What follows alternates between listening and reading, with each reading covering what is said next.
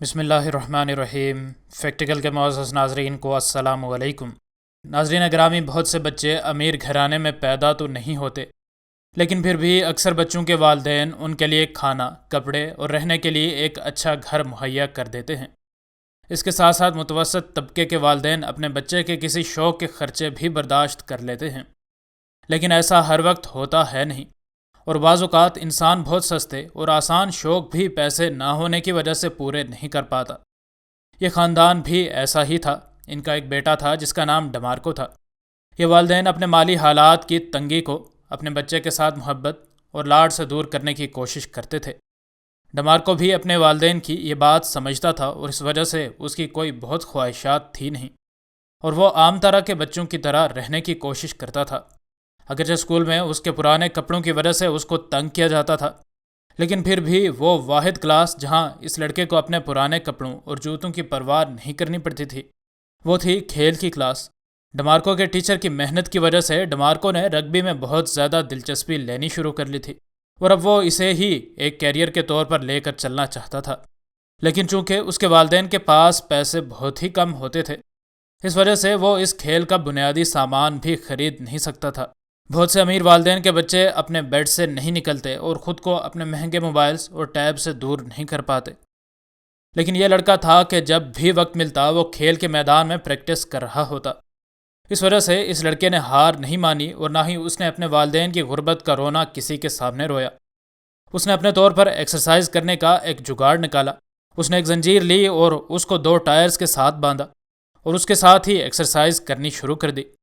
ایک لمبے عرصے تک ایسا ہی چلتا رہا، لیکن اس بچے کے منہ سے شکوے کا ایک لفظ تک نہ نکلا، حتیٰ کہ اس ایکسرسائز کی وجہ سے اس کی گیم بھی امپروو ہوتی چلی جا رہی تھی۔ ایک دن ایک خوبصورت کار میں ایک اجنبی شخص ڈمارکو کے پاس سے گزرا، اور اسے جب سمجھ آئی کہ یہ بچہ کیا کر رہا ہے تو اسے بے حد خوشی بھی ہوئی اور حیرت بھی۔ ڈیوس نام کے اس شخص نے بعد میں بتایا کہ میں ایک رگبی کے کوچ کے طور پر کام کرتا ہوں، لیکن میں نے کبھی بھی اس قدر جنون کسی کے اندر نہیں دیکھا۔ میرے کھلاڑی آرام پسند ہیں، اور جب بھی میں آس پاس نہ ہوں تو وہ اکثر آرام کرنے کو ہی ترجیح دیتے ہیں۔ حتیٰ کہ جب تک میں اس بچے سے بات کرتا رہا تب بھی اس بچے نے 1 منٹ بھی ایکسرسائز نہیں چھوڑی، اور اس نے ڈمارکو کی اس حالت میں ایک تصویر بھی لی تاکہ وہ اپنے کھلاڑیوں کو دکھا سکے کہ اصل محنت کیسے ہوتی ہے۔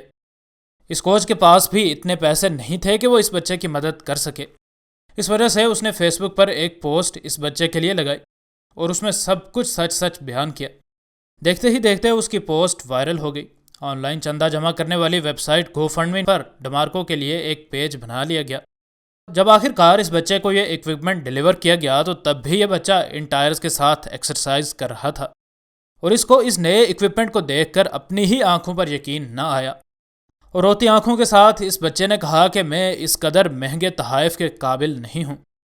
اور صرف ایکسرسائز اکوپمنٹ نہیں بلکہ کپڑے اور باقی اس کھیل سے جڑی چیزیں بھی اس بچے کے پتے پر لوگوں نے ڈیلیور کرنا شروع کر دیں، تاکہ اس لڑکے کے پاس ہر وہ چیز ہو جس کی اس کو ضرورت پیش آ سکتی ہے۔ نہ صرف وہ بے حد محنتی تھا بلکہ وہ بہت ہی کھلے دل کا بھی تھا، اور اس نے ایکسٹرا چیزیں ایک فلاحی ادارے کو ڈونیٹ کر دی۔